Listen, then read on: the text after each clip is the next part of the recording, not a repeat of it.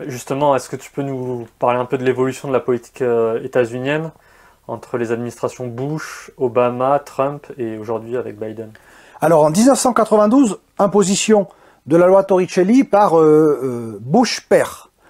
4 ans plus tard, arrivée du démocrate libéral dans le sens états-unien du terme, c'est-à-dire, j'ai presque envie de dire progressiste Clinton.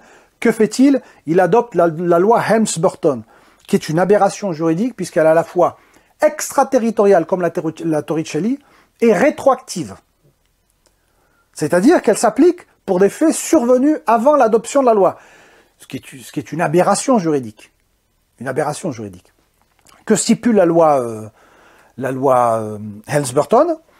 Elle sanctionne les entreprises étrangères qui investiraient dans l'île sur des propriétés qui ont été nationalisées dans les années 60 et qui ont appartenu à soit des entreprises états-uniennes, soit à des citoyens cubains devenus états-uniens. Donc, application rétroactive d'une loi, illégalité avec les principes fondamentaux du droit international. Le but, bien entendu, est d'étouffer l'île et d'empêcher que les investisseurs étrangers puissent travailler avec les Cubains. Vous imaginez le cas de figure suivant, une chaîne hôtelière européenne qui a 2 projets, l'un en République dominicaine, l'autre à Cuba. Si avant la loi Helms-Burton, elle peut hésiter entre les 2 destinations, après la loi Helms-Burton, en raison des complications juridiques et des menaces imposées par les États-Unis, elle va opter logiquement pour la République dominicaine. Donc ça a été la réalité de l'administration Clinton. Ensuite, en 2000, Bush arrive au pouvoir, le fils, après un coup d'état juridique, j'ai envie de dire, puisque c'est la Cour suprême qui a désigné à majorité républicaine Bush comme le vainqueur des élections, alors qu'Al Gore, son adversaire, avait remporté davantage de voix. Dès le départ, il exprime son hostilité vis-à-vis de Cuba et en 2004, il adopte de nouvelles sanctions. Il crée une commission, la fameuse commission d'assistance à une Cuba libre, qui impose de nouvelles sanctions à l'île et notamment l'un des aspects les plus importants de ces nouvelles mesures de rétorsion a été le fait de limiter les voyages de la communauté cubaine des États-Unis dans leur pays d'origine. De 2004 à 2009, de mai 2004 à septembre 2009, les Cubains des États-Unis ne pouvaient se rendre dans leur pays d'origine que 14 jours tous les 3 ans. Dans le meilleur des cas, il fallait démontrer qu'ils avaient un membre direct de la famille dans l'île. Alors pour nous, pour le commun des mortels, un membre de la famille, ça peut être une tante, un cousin, un neveu. Bush avait donné une nouvelle définition de la famille qui ne s'appliquait qu'aux Cubains. Ne faisaient partie de la famille que les grands-parents, les parents, frères et sœurs, mari-époux et les enfants. Donc le Cubain des États-Unis de Miami, qui n'avait qu'une tante à La Havane, ne pouvait plus jamais se rendre dans son pays d'origine. De la même manière, l'administration Bush a limité le montant des remessas, les transferts d'argent familiaux, à $100 par mois. Uniquement à destination d'un membre direct de la famille, selon la nouvelle définition donnée par son administration. Mais il y avait des exceptions à cela. Prenons le cas de figure suivant. Le Cubain de Miami qui souhaite rendre visite, qui souhaite envoyer $100 par mois à sa mère restée dans l'île. Il peut le faire à une condition. 1. Qu'elle ne soit pas membre du Parti communiste cubain. Pour information, il y a environ 3 millions de membres du Parti communiste dans l'île, si je ne m'abuse. Sur une population de 11 millions, on va dire 6 millions d'adultes, vous imaginez ce que cela représente. Et 2, que cette maman ne travaille ni pour le ministère de l'Intérieur, ni pour les forces armées. Donc telle a été la conséquence des sanctions. Cruelle, puisqu'elle divisait la famille, et qui a été d'ailleurs, ça a été des sanctions qui ont suscité l'opprobre, bien entendu à Cuba, mais également auprès de la communauté cubaine des États-Unis. Pour quelle raison Bush a-t-il imposé avait-il imposé ces nouvelles mesures? Deux fondamentales. La première était d'ordre économique, puisque les remessas, les transferts d'argent, constituent aujourd'hui la deuxième source de revenus du pays. La première source du revenu, ce sont l'exportation de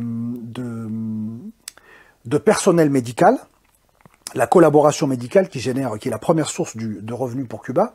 La deuxième, ce sont les remessas, et la troisième, c'est le tourisme. Donc en adoptant ces restrictions, Bush s'attaquait à l'une des sources essentielles de revenus du pays. La deuxième raison était une raison politique. Il faut savoir que tous les Cubains des États-Unis sont considérés par le gouvernement comme étant des exilés politiques. Or, il y avait une contradiction entre cette affirmation et la réalité des flux migratoires. Avant mai 2004 et après mai 2009, la minorité des États-Unis qui se rendait le plus souvent dans son pays d'origine, c'était les Cubains, bien plus que les Mexicains.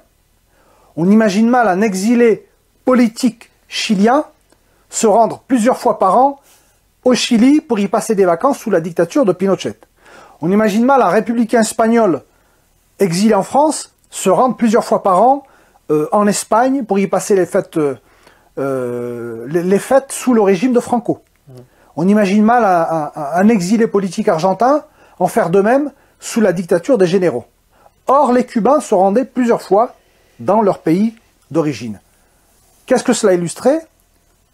Et qu'est-ce que cela illustre? C'est que l'immense majorité de la population cubaine des États-Unis est constituée d'émigrés économiques qui aspirent à entretenir des relations normales et apaisées avec leur patrie d'origine. Et c'est la raison pour laquelle Bush a imposé ces nouvelles sanctions.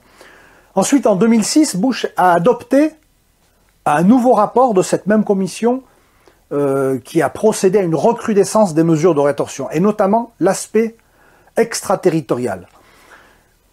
Un exemple précis. Si Cuba souhaite vendre son nickel, Cuba est producteur de nickel, si Cuba souhaite vendre son nickel à un pays comme l'Allemagne, l'Allemagne se retrouve soumise à des menaces de sanctions. Si Mercedes souhaite vendre sa production, ses voitures sur le marché des États-Unis, elle doit démontrer au département du Trésor que ses produits ne contiennent pas un seul gramme de nickel cubain. Si Danone souhaite vendre ses yaourts aux États-Unis, Danone doit démontrer au département du Trésor états-unien que ses yaourts ne contiennent pas un seul gramme de sucre cubain. Quelle est la conséquence pour l'île? Elle ne peut pas vendre directement son sucre aux États-Unis, ni son nickel, mais elle ne pourra pas le vendre ni à l'Allemagne, ni à la Corée du Sud, ni au Japon, ni aux principaux fabricants d'automobiles. Donc telle est la réalité extraterritoriale des sanctions économiques. C'est pour ça que limiter cet état de siège à un simple conflit bilatéral ne correspond pas à la réalité. Donc ensuite, lorsqu'Obama arrive au pouvoir, il supprime les sanctions, certaines sanctions, notamment celles concernant les voyages imposés par Bush. Il faut distinguer deux Obama. Il y a Obama 1, la première administration, et Obama 2. Ce qui a changé, c'est au niveau de la rhétorique. Le discours a été plus diplomatique, plus apaisé, moins agressif. En termes de politique, Obama 1 a été l'administration qui a imposé le plus grand nombre de sanctions aux entreprises étrangères ayant eu des rapports commerciaux ou financiers avec Cuba.